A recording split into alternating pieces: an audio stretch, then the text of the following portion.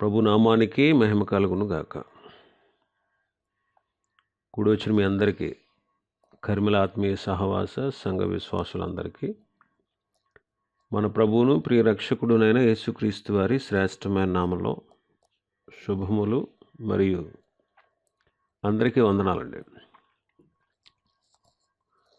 నిర్గమకాండం 21వ అధ్యాయాన్ని మనం ధ్యానం చేసుకుంటున్నాం. నిర్గమకాండం 21వ అధ్యాయం 2వ వచనాన్ని చదువుతాను. నీవు హెబ్రీయుడైన దాసుని కొనిన ఎడల వాడు 6 సంవత్సరముల దాసుడై ఉండి 7వ సంవత్సరమున ఏమీయు ఇయ్యకయే నిన్ను విడిచి స్వతంత్రుడగును. హెబ్రీయుల దాసుల విషయంలో ఒక ప్రత్యేకతను మనం చూస్తున్నాం. హెబ్రీయుడైనటువంటి దాసుని కొనిన ఎడల వాడు 6 సంవత్సరాల దాసుడుగా ఉంటాడు. 7వ సంవత్సరము ఏమి ఇవ్వకుండానే స్వతంత్రుడవుతాడు అని మనం చదువుతున్నాం. ఒకవేళ అన్యులలో ఎవరినైనా ఒకరిని దాసుడుగా కొంటే అతడు జీవితాంతం వరకు దాసుడై ఉండాలి. ఒకవేళ యజమానుడికి ఆ దాసుడంటే అన్యుల్లోంచి కొన్నవాడు ఇష్టం లేదనుకోండి, మరొకడికి అమ్మేయచ్చు. ఆ అధికారం ఉంది యజమానుడికి. ఆ యజమానుడు తన ఇష్టానుసారంగా ఏదైనా చేయొచ్చు. అయితే హెబ్రీయుల పద్ధతి అలా కాదు. హెబ్రీయుల్లో ఎవడైనా దాసుడుగా కొనబడితే వాడు 6 సంవత్సరాలు పనిచేసి 7వ సంవత్సరంలో స్వతంత్రుడిగా వెళ్ళిపోవచ్చు. ఇక్కడ మనం ఆలోచించాల్సిన విషయం ఏంటంటే, లోక పద్ధతులు వేరు, దేవుని పిల్లల పద్ధతులు వేరు. లోక పద్ధతులు వేరు, దేవుని పిల్లల పద్ధతులు వేరు. కాబట్టి మనం ప్రత్యేకమైన జీవితాన్ని జీవించాలి. ప్రత్యేకమైన జీవితాన్ని జీవించాలి. కొరింథీయులకు రాసిన 2వ పత్రిక 8వ అధ్యాయం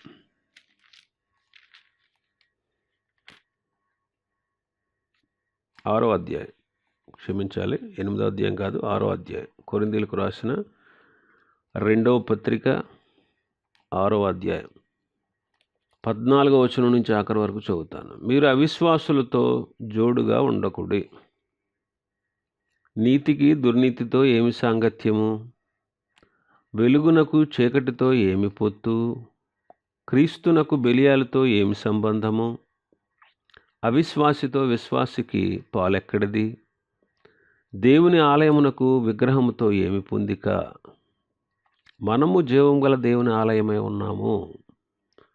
అందుకు దేవుడిలాగు సెలవిచ్చుచున్నాడు, నేను వారిలో నివసించి సంచరింతును, నేను వారి దేవుడనై ఉందును, వారు నా ప్రజలై ఉందురు. కావున మీరు వారి మధ్య నుండి బయలువెడలి ప్రత్యేకముగా ఉండుడి. అపవిత్రమైన దానిని ముట్టకుడని ప్రభు చెప్పుచున్నాడు. మరియు నేను మిమ్మల్ని చేర్చుకుందును, మీకు తండ్రినై ఉందును, మీరు నాకు కుమారులను కుమార్తెలనై ఉందురని సర్వశక్తిగల ప్రభువు చెప్పుచున్నాడు. మనము జీవము గల దేవుని ఆలయమై ఉన్నాం. అందుకు ఏం చేయాలంట? ప్రభు ఏం చెప్తున్నారు? నేను వారిలో నివసించి సంచరింతును, నేను వారి దేవుడనై ఉందును, వారు నా ప్రజలై ఉందురు. కావున మీరు వారి మధ్య నుండి బయలువెడలి ప్రత్యేకముగా ఉండుడి. వారి మధ్య నుండి, ఎవరి మధ్య నుండి? అవిశ్వాసుల మధ్యలో నుండి, దుర్నీతిలో నుండి, చీకటిలో నుండి, అపవాదిలో నుండి, అవిశ్వాసిలో నుండి, విగ్రహములలో నుండి మనం వేరైపోవాలి. కాబట్టి దేవుని పిల్లల పద్ధతులు వేరు, లోక పద్ధతులు వేరు. ప్రభు పిల్లలు ప్రభు చెప్పినట్టుగా జీవించాలి. అందుకే రోమాపత్రికలో పౌలు గారు ఏమన్నారు? రోమాపత్రిక 12వ అధ్యాయం 2వ వచనం, మీరు ఈ లోక మర్యాదను అనుసరింపక, ఈ లోక మర్యాదని అనుసరించొద్దు. ఉత్తమము, అనుకూలము, సంపూర్ణమైన దేవుని చిత్తం మీద పరీక్షించి తెలుసుకున్నట్లు మీ మనస్సు మారి నూతన మగుట వలన రూపాంతరం పొందండి. కాబట్టి మనం ఈ లోక మర్యాదను అనుసరించకూడదు. ఈ లోక మర్యాదను అనుసరించకూడదు. ప్రభు ఇశ్రాయేలుకి ఖచ్చితంగా చెప్పారు. లేవీకాండం 18వ అధ్యాయం. లేవీకాండం 18వ అధ్యాయం మొదటి నుంచి. మరియు యెహోవా మోషేకు ఇలాగ సెలవిచ్చాను, నేను మీ దేవుడినైన యెహోవానని నీవు ఇశ్రాయేలుతో చెప్పుము. మీరు నివసించిన ఐగుప్తు దేశాచారముల చొప్పున మీరు చేయకూడదు. నేను మిమ్మల్ని రప్పించుచున్న కనాను దేశముల చొప్పున దేశాచారముల చొప్పున మీరు చేయకూడదు. వారి కట్టడలను బట్టి నడవకూడదు. మీరు నా విధులను గైకొనవలెను. నా కట్టడలను బట్టి నడుచుకున్నటకు వాటిని ఆచరింపవలను. మీ దేవుడినగు నేను యెహోవాను. మీరు నా కట్టడలను నా విధులను ఆచరింపవలను. వాటిని గైకొనివాడు వాటి వలన బ్రతుకును. నేను యెహోవాను. మీరు ఇశ్రాయేలుతో చెప్తున్నారు ప్రభు, మీరు ఐగుప్తు దేశంలో ఉన్నారు ఒకప్పుడు బానిసలుగా. ఆ దేశ ఆచారాల చొప్పున మీరు ఆచరించకూడదు, మీరు చేయకూడదు. మిమ్మల్ని కనాను దేశానికి రప్పిస్తున్నాను. కనాను దేశంలో కొంతమంది అన్ని జనాంగాలు ఉన్నారు. వారి దేశ ఆచారాల చొప్పున కూడా మీరు నడవకూడదు. ప్రభు ఖచ్చితంగా చెప్తున్నారు. కాబట్టి దేవుని పిల్లలు ప్రత్యేకంగా ఉండాలి. దేవుని కట్టడలని, దేవుని విధులను, దేవుని ఆజ్ఞలను మనం గైకుంటే వాటి వలన మనం బ్రతుకుతాము. కాబట్టి ప్రభు ఖచ్చితంగా చెప్తున్నారు, దేవుని పిల్లలు ప్రత్యేకంగా జీవించాలి. ఇది దేవుని ఆజ్ఞ. ఈనాడు మనం కూడా వాక్యానుసారంగా ప్రవర్తించాలి. వాక్యానుసారంగా ప్రవర్తించాలి. ఇంకా ఈ 6 సంవత్సరాలు బానిసగా ఉన్న తర్వాత, దాసుడుగా ఉన్న తర్వాత 7వ సంవత్సరంలో ఏమీ అడ్డు చెప్పకుండానే, అతడేమి చెల్లించక్కర్లేకుండానే స్వతంత్రుడుగా ఉంటాడు. స్వతంత్రుడైపోవచ్చు. దీన్ని ద్వితీయోపదేశకాండంలో ఇంకా స్పష్టంగా ప్రభు చెప్పారు.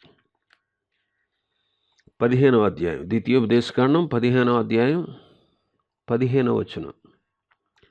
ఆ హేతువు చేతను నేను ఈ సంగతి నేడు నీకు ఆజ్ఞాపించి ఉన్నాను. ఇక్కడ హెబ్రీయుల దాసుని గురించి చెబుతూ 12వ వచనం నుంచి, నీ సహోదరుల్లో హెబ్రీయుడే గాని హెబ్రీయురాలే గాని నీకు అమ్మబడి 6 సంవత్సరం నీకు దాస్యము చేసిన ఎడల 7వ సంవత్సరమున వానిని విడిపించి నీ వద్ద నుండి పంపివేయవలెను.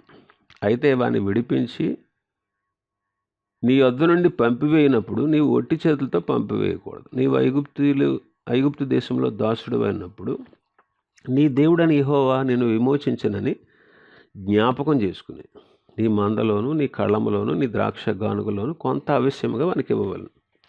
నీ దేవుడైన యెహోవా నిన్ను ఆశీర్వదించి నీకు అనుగ్రహించిన దానిలో కొంత వానికి ఇవ్వవలను.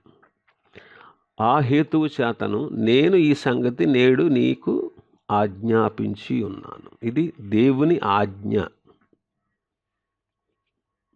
దాసుడు 6 సంవత్సరాలు దాసత్వం చేసి 7వ సంవత్సరాన్ని విడుదల పొంది వెళ్ళిపోయేటప్పుడు అతనికి అవశ్యంగా నీ దాంట్లో కొంత ఇచ్చి పంపించాలి అని చెప్తున్నారు.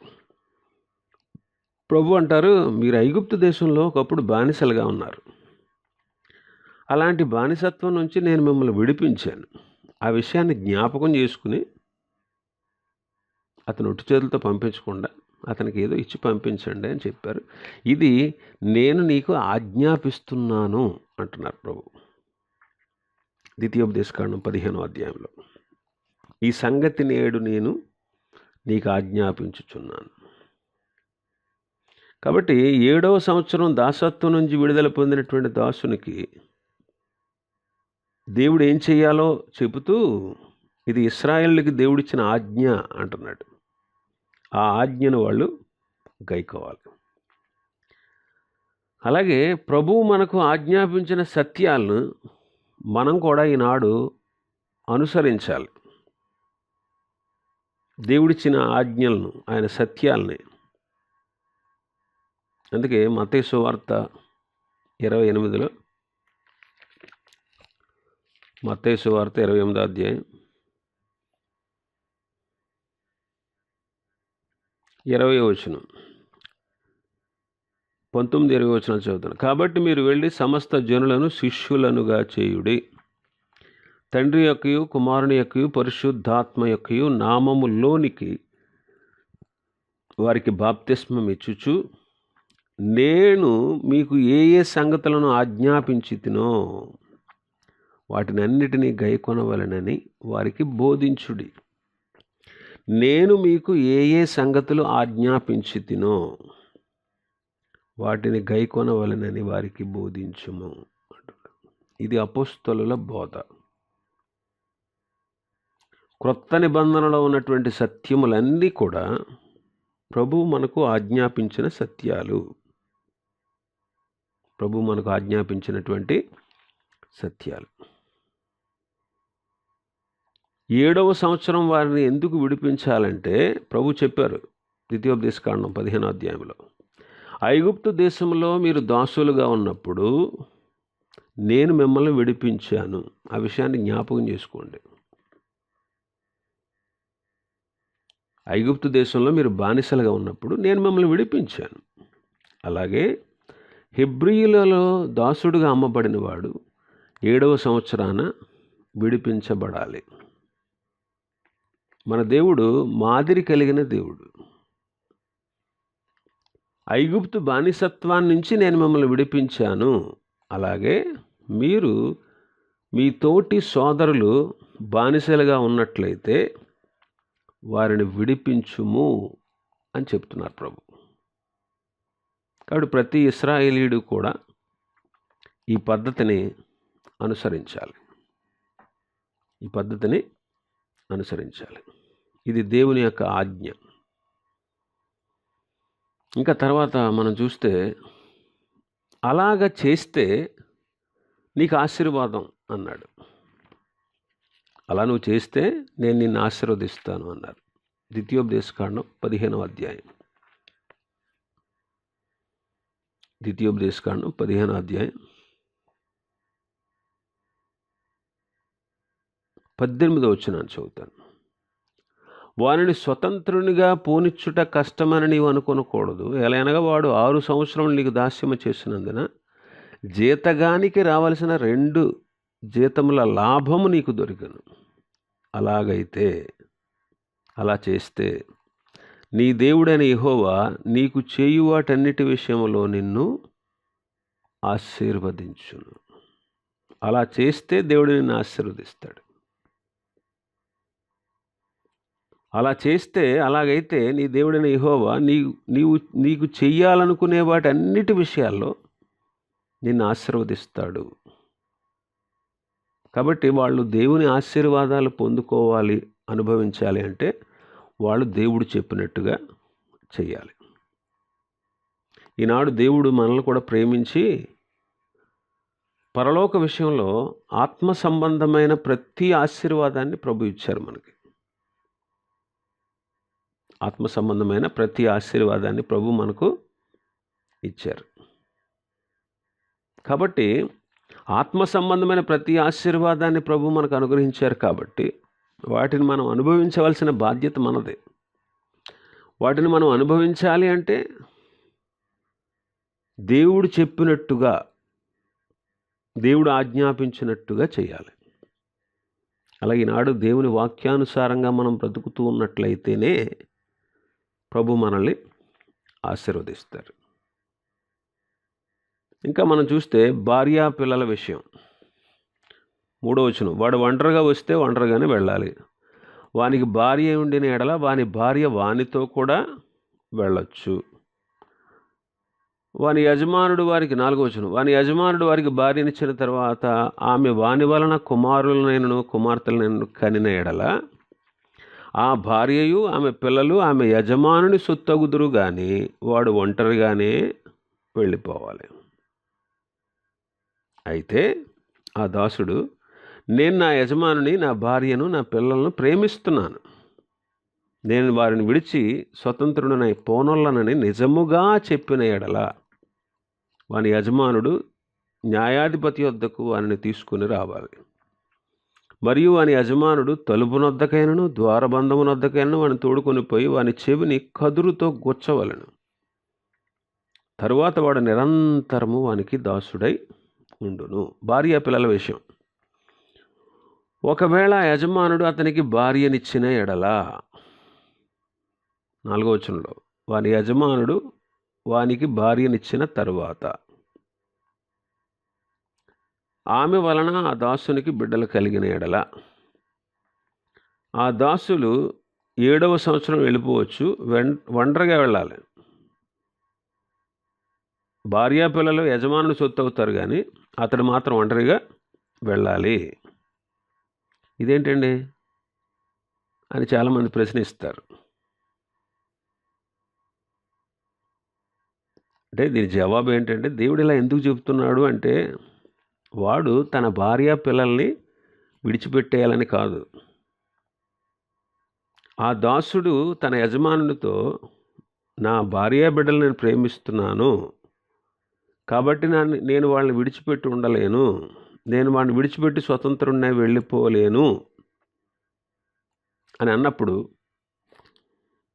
వాడి యజమానుడు అతని న్యాయాధిపతి దగ్గర తీసుకొచ్చి ద్వారబంధం దగ్గర తీసుకుపోయి వాని చెవులు కదురుతో కూర్చాలి. అతడు నిరంతరము దాసుడై ఉంటాడు. ఇందులో మనం గ్రహించుకోవాల్సింది ఏంటంటే, ఆ దాసుడు వెళ్ళిపోవాలి అసలు. అయితే అతని భార్య పిల్లలు అతని యజమానుడి దగ్గర ఉండిపోవాలని కాదు. ఆలోచన చేయండి. యజమానుడు అతన్ని ప్రేమించి అతనికి భార్యనిచ్చాడు. 4వ వచనంలో ఏమనుంది? వాని యజమానుడు వానికి భార్యనిచ్చిన తరువాత. తన యజమానుడు ఖర్చు పెట్టి భార్యను తెచ్చి ఇచ్చాడు, పెళ్లి చేశాడు.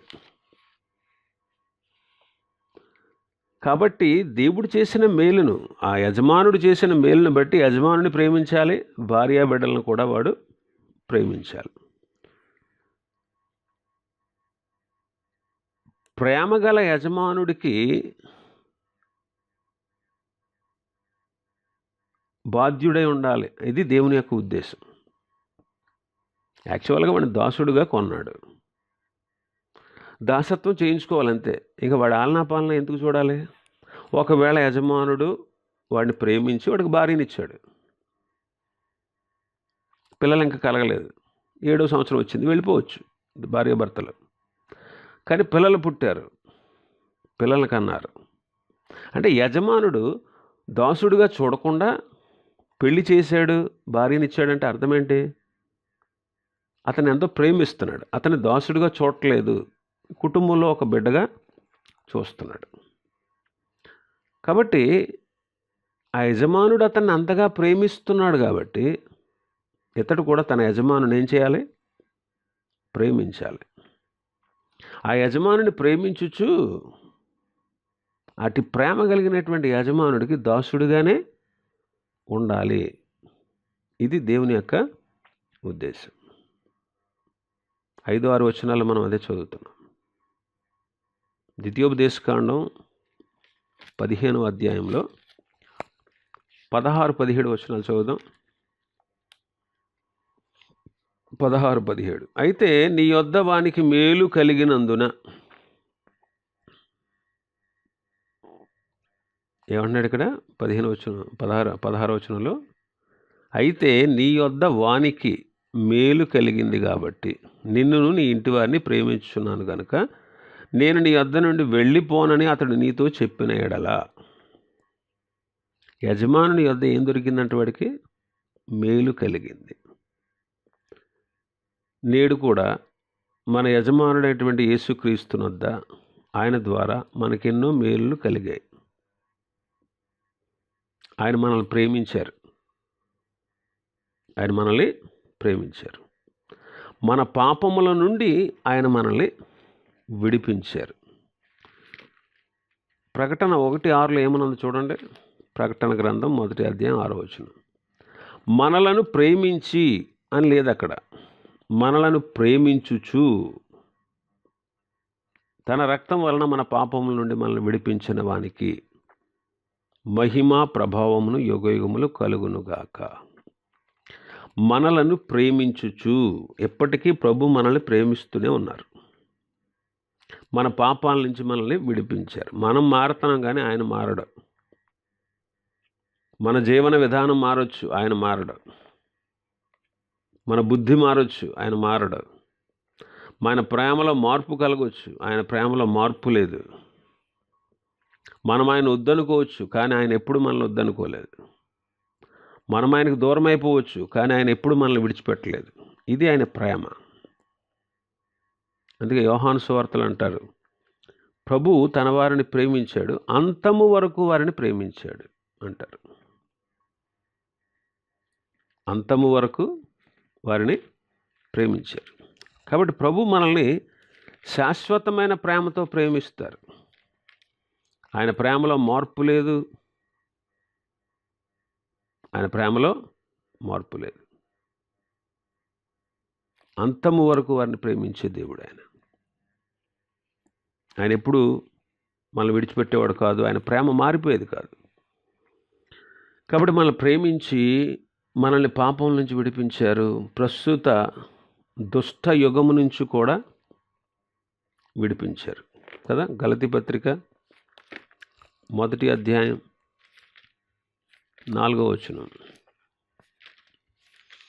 గలతీ పత్రిక 1వ అధ్యాయం 4వ వచనం. మన తండ్రి అయిన దేవుని చిత్త ప్రకారము క్రీస్తు మనలను ప్రస్తుతపు దుష్టకాలములో నుండి విమోచింపవలెనని మన పాపం నిమిత్తము తన్ను తాను అప్పగించుకొనెను. మనల్ని దుష్టకాలం నుంచి విడిపించాలని మన ప్రేమించాడు. మన పాపాల నుంచి ప్రభువు విడిపించారు. ప్రస్తుతపు దుష్ట యుగము నుండి మనల్ని విడిపించారు. కొలస్సీ పత్రికలు అంటారు కదా పౌలు గారు. కొలస్సీ పత్రిక 1వ అధ్యాయం 13-14 వచనాలు. ఆయన మనలను అంధకార సంబంధమైన అధికారములో నుండి విడుదల చేసి తాను ప్రేమించిన తన కుమారుని యొక్క రాజ్య వారసులనుగా చేసింది. ఆయన మనల్ని అంధకార సంబంధమైన అధికారంలో నుండి విడిపించారు. తాను ప్రేమించిన తన కుమారుని రాజ్య వారసులుగా చేశారు. అందుకే ఎఫెసీ పత్రిక 1వ అధ్యాయం 3వ వచనంలో పరలోక విషయంలో ఆత్మ సంబంధమైన ప్రతి ఆశీర్వాదాన్ని ప్రభు మనకు అనుగ్రహించారు. ఇశ్రాయేలు దగ్గర ఒక దాసునికి కలిగేటువంటి మేలు భౌతిక సంబంధమైన మేలు. కానీ ఈనాడు యేసుక్రీస్తు ద్వారా మనకు కలిగినటువంటి మేలులు పరలోక సంబంధమైన ఆత్మ సంబంధమైనటువంటి మేలు. కాబట్టి ఆ ప్రభు మనల్ని ఎంతగా ప్రేమించి ఆధ్యాత్మికంగాను భౌతికంగాను ఎన్నో మేలు చేసి ఉన్నారు. కాబట్టి మనం కూడా ఆయన ప్రేమించాలి. మనం ప్రేమించాలి.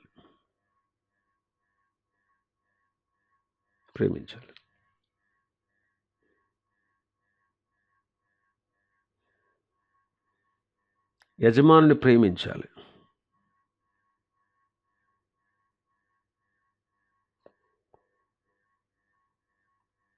ఇక్కడ ఏమంటున్నాడు?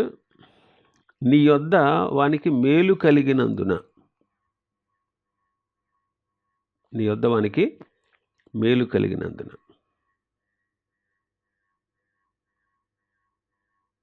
నేను నిన్నును నీ ఇంటి వారిని ప్రేమిస్తాను, నిన్ను విడిచిపోలేను అని ఒకవేళ ఆ దాసుడు చెబితే అంటున్నాడు.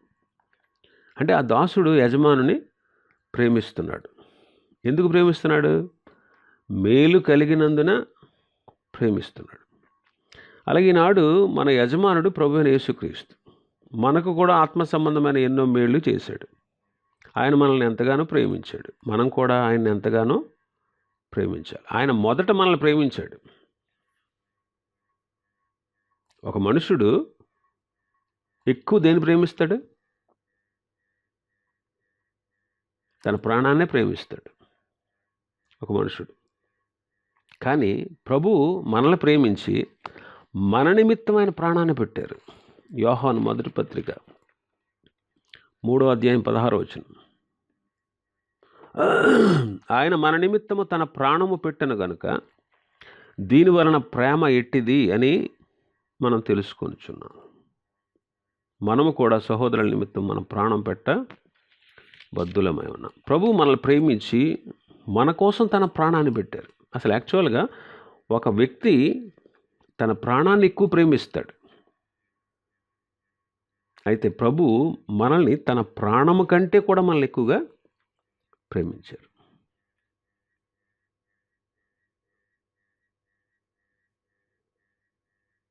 కాబట్టి ప్రభువుని ప్రేమించాలి. ఆ దాసుడు నేను నా యజమానుని ప్రేమిస్తున్నాను అని చెప్పినట్టు మనం కూడా మన ప్రభువైన యేసుక్రీస్తును ప్రేమించాలి. పౌలు గారు అంటారు గలతీ పత్రికలో, నేను క్రీస్తుతో కూడా సిలువ వేయబడ్డాను,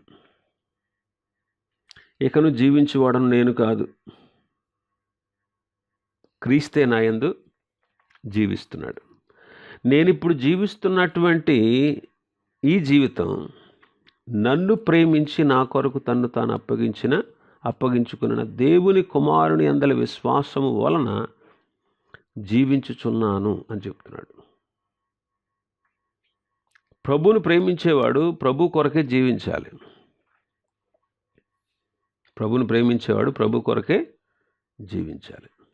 కాబట్టి ప్రభు ఆజ్ఞలు మనం గైకోవాలి. దేవుని ఆజ్ఞలు మనం గైకోవాలి. అదే ప్రేమ అన్నాడు. చూడండి యోహాను సువార్త 14వ అధ్యాయం. యోహాను సువార్త 14 21వ వచనం 23వ వచనం. నా ఆజ్ఞను అంగీకరించి వాటిని గైకొని వాడే నన్ను ప్రేమించువాడు. నన్ను ప్రేమించువాడు నా తండ్రి వలన ప్రేమింపబడును. నేను వారిని ప్రేమించి వానికి నన్ను కనుపరుచుకుందునని చెప్పాను. 23వ వచనం. ఒకడు నన్ను ప్రేమించిన ఎడల వాడు నా మాట గైకొనును. అప్పుడు నా తండ్రి వానిని ప్రేమించును. మేము వాని యొద్దకు వచ్చి వాని యొద్ద నివాసము చేతుము. కాబట్టి మనం ప్రభువుని ప్రేమించాలి. అక్కడ దాసుడు నేను నిన్ను ప్రేమిస్తున్నాను, నేను నిన్ను విడిచిపోలేను అని చెప్తున్నాడట తన యజమానుడితో. ఇల్లు అంటే సంఘం. మనం ప్రభువును ఆయన సంఘాన్ని ప్రేమించాలి. యేసుక్రీస్తు ప్రభు కూడా సంఘమును ప్రేమించి సంఘము కొరకు తన్ను తాను అప్పగించుకున్నారు. ఈనాడు మనం కూడా సంఘాన్ని ప్రేమించాలి. దేవుని ప్రేమించాలి, సంఘాన్ని ప్రేమించాలి. ఆనాడు ప్రభు సంఘము కొరకు తనను తాను అప్పగించుకున్నట్టు మనం కూడా క్రీస్తు కొరకు మన జీవితాల్ని అప్పగించుకోవాలి. సంఘము నిమిత్తము మనల్ని మనం అప్పగించుకోవాలి. సంఘం కొరకు సంఘం నిమిత్తం విశేషంగా ప్రార్థించాలి. సంఘం యొక్క కార్యకలాపాల్లో మనం బాధ్యత కలిగి ఉండాలి. పట్టి పట్టనట్లుగా మనం ఉండకూడదు. సంఘ కార్యక్రమాల కోసం మనం అన్ని విధాల కృషి చేయాలి. సంఘ విశ్వాసుల పట్ల, తోటి సంఘ విశ్వాసుల పట్ల మనం బాధ్యత కలిగి ఉండాలి. వారితో ఐక్యతగా జీవించాలి. వారితో సహవాసంగా మనం ఉండాలి. వారిని హెచ్చరిస్తూ ఉండాలి, వారిని ప్రేమిస్తూ ఉండాలి. యేసుక్రీస్తు ప్రభు సంఘాన్ని ప్రేమించినట్లు మనం కూడా ప్రేమించాలి. మనం సంఘాన్ని ప్రేమిస్తున్నాము అని అందరికీ తెలిసేటట్లు మన బాధ్యతలు మనం నెరవేర్చేవారుగా ఉండాలి. ఇంకా మనం చూస్తే 5-6 వచనాల్లో, మన భాగంలో 5-6 వచనాల్లో, అయితే ఆ దాసుడు నేను నా యజమానిని, నా భార్యను, నా పిల్లలను ప్రేమించున్నాను, నేను వారిని విడిచి స్వతంత్రుడనై పోనల్లోనని నిజముగా చెప్తే వాని యజమానుడు న్యాయాధిపతి దగ్గరికి వారిని తీసుకురావాలి. మళ్ళీ వాని యజమానుడు తలుపునద్దకైనా ద్వారబంధం నద్దకైనా వాడిని తోడుకొని పోయి వాని చెవుల్ని కదురుతో గుచ్చాలి. తర్వాత వాడు నిరంతరము దాసుడై ఉంటాడు. చెవిని దేంతో గుచ్చాలంట? కదురుతో చెవితో ఏం చేస్తాం? చెవితో ఏం చేస్తామండి? వింటాం. వింటారా? తింటారా? వింటాం. చెవితో వింటాం. ఇక్కడ చెవి అనేది వినికిడికి సూచనగా ఉంది. మనం కూడా మన ప్రభు మాటలు మనం వినాలి. యెషయా గ్రంథం 50వ అధ్యాయం. యెషయా గ్రంథం 50వ అధ్యాయం 4-5 వచనాలు చదువుతాను.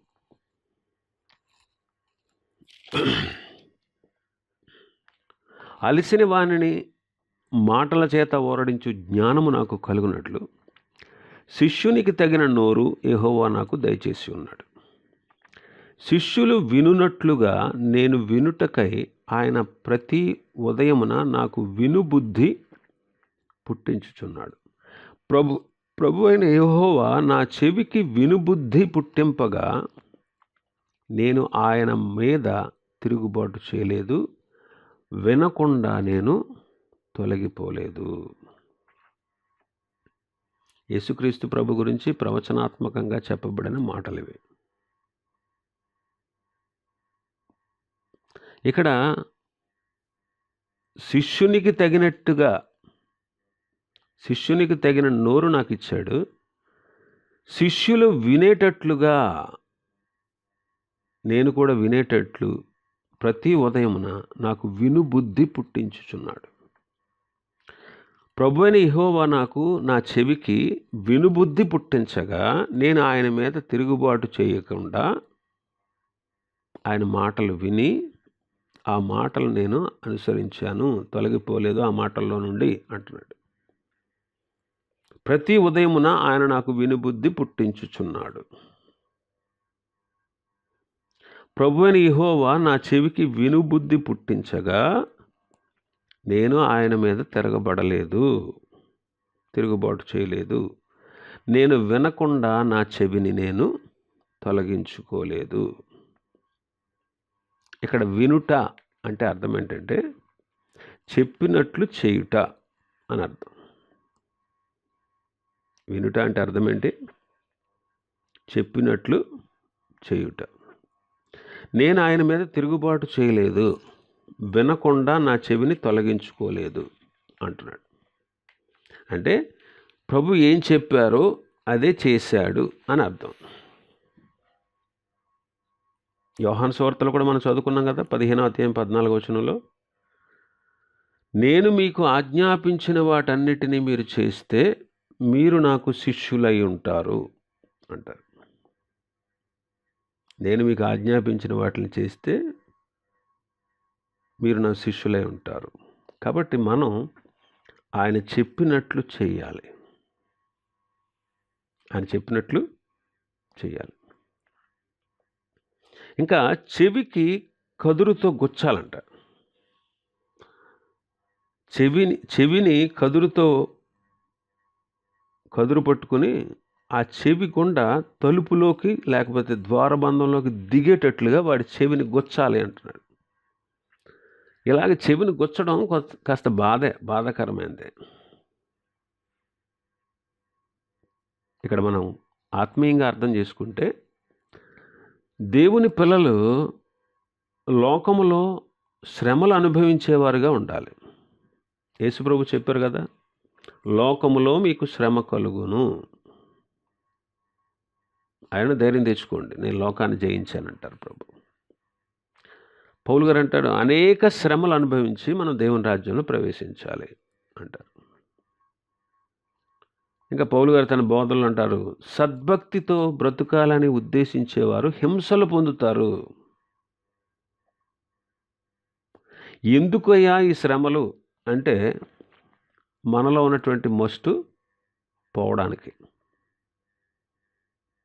ఎందుకయ్యా ఈ శ్రమలు మనకి అంటే ప్రభు వచ్చినప్పుడు మనకు మెప్పు, మహిమ, ఘనత పొందుకోవడానికి. ఎందుకంటే ఈ శ్రమలు వెండిని పుటం వేస్తే అందులో ఉన్న మస్టు పోతుంది.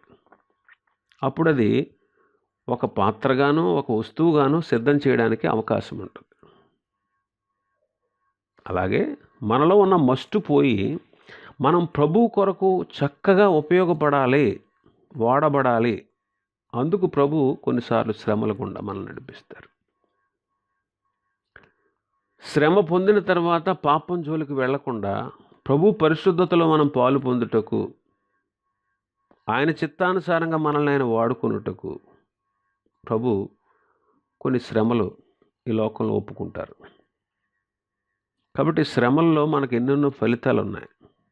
మస్టు పోతుంది, ప్రభు చేతిలో వాడబడతాం, పాపం జోలికి వెళ్లకుండా ఉంటాం, పరిశుద్ధతలో పాలు పొందుతాం, ప్రభు వచ్చినప్పుడు మెప్పు, ఘనత, మహిమ, ప్రభావం పొందుతాం, ప్రభు వచ్చినప్పుడు చక్కటి బహుమానాలు పొందుతాం. ఇవన్నిటికీ కారణం ఈ శ్రమలు. కాబట్టి చెవికి గుచ్చడం అనేది శ్రమతో కూడుకున్నటువంటి పని. అలా గుచ్చడం బాధే. కాబట్టి ప్రభు పిల్లలకు కూడా లోకంలో శ్రమలు, బాధలు, కష్టాలు, హింసలు, అవమానాలు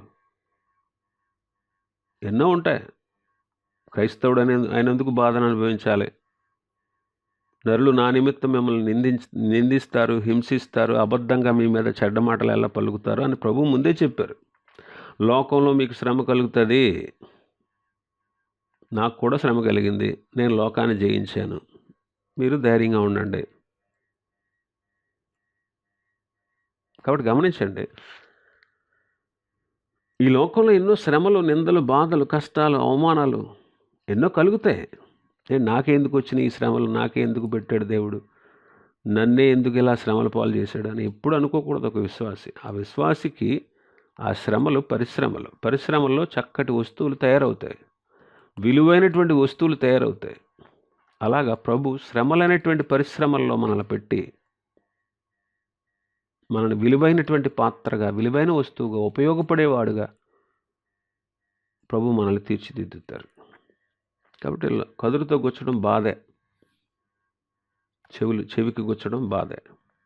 అయినా ఇలాంటి ఆధ్యాత్మికంగా మనం అర్థం చేసుకోవాల్సింది ఏంటంటే, ప్రభు కొరకు ఎన్ని శ్రమలు, బాధలు, కష్టాలు, నిందలు, అవమానాలు వచ్చినా వాటన్నిటినీ మనం సహించాలి.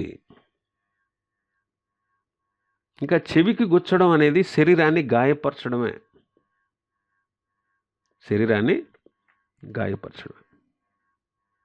ఇక్కడ మనం నేర్చుకునేటువంటి ఆత్మీయ పాఠం ఏంటంటే, దేవుని బిడ్డ దేవుని శరీరాన్ని నలగొట్టుకోవాలి. పౌలు గారు అంటాడు కొరింథీయులకు రాసిన మొదటి పత్రికలో 9వ అధ్యాయం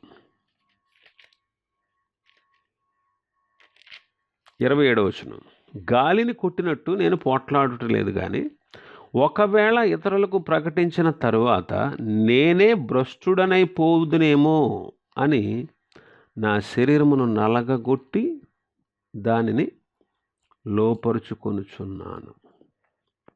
పౌలు గారు అంటున్నాడు, నేను చాలామందికి బోధిస్తున్నాను, చాలామందిని ప్రభు మార్గంలోకి నడిపిస్తున్నాను, అనేకులకు సువార్త ప్రకటిస్తున్నాను. ఇతరులకి ప్రకటించిన తర్వాత నేను ఒకవేళ భ్రష్టుడనైపోతానేమో అని, అలా భ్రష్టుడనైపోకుండా ఉండు నిమిత్తం నా శరీరాన్ని నలగగొట్టి దాన్ని లోపరుచుకుంటున్నాను.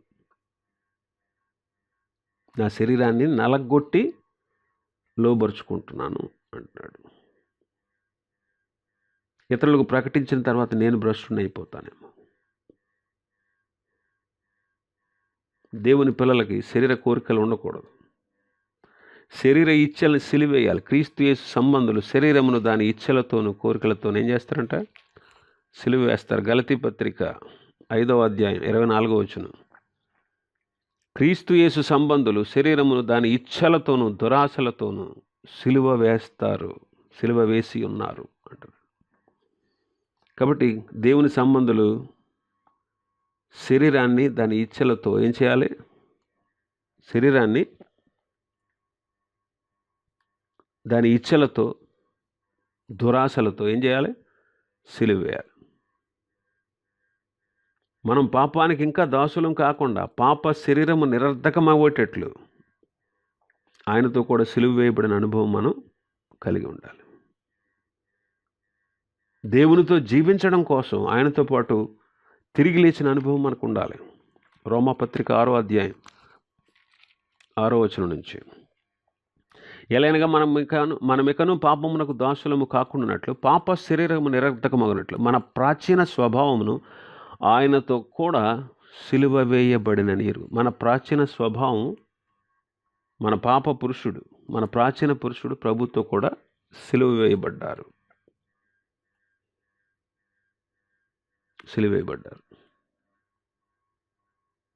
11వ వచనంలో, అటువలే మీరును పాపం విషయమే మృతులుగాను దేవుని విషయమే క్రీస్తు యేసునందు సజీవులుగాను మిమ్మల్ని మీరే ఎంచుకోండి. ఇలాంటి అనుభవం మనం కలిగి ఉండాలి.